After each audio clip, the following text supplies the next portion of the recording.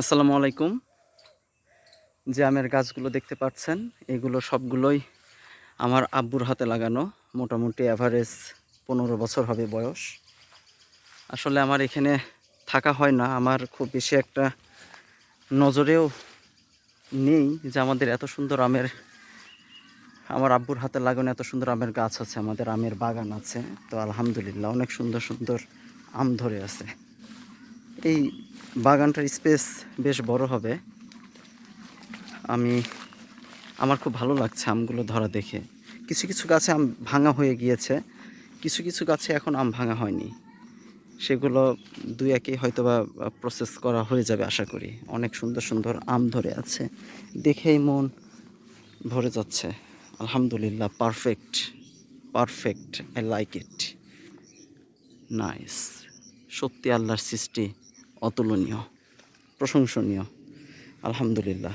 আমি আর আব্বু এসেছি আমাদের বাগানটা ভিজিট করতে। মাশাল্লাহ, সুন্দর, একদম ন্যাচারাল।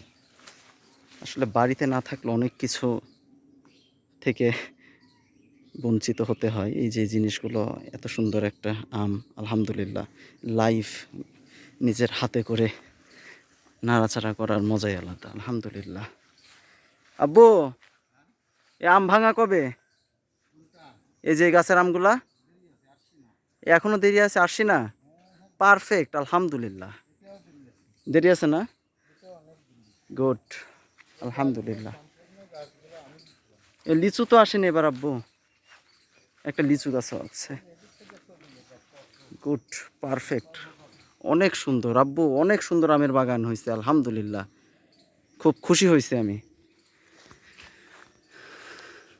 আসলে ঘুরে ঘুরে সবগুলো দেখানো যাচ্ছে না, ভিতরে আরও স্পেস আছে।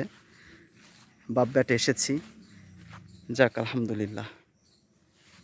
আসসালামু আলাইকুম।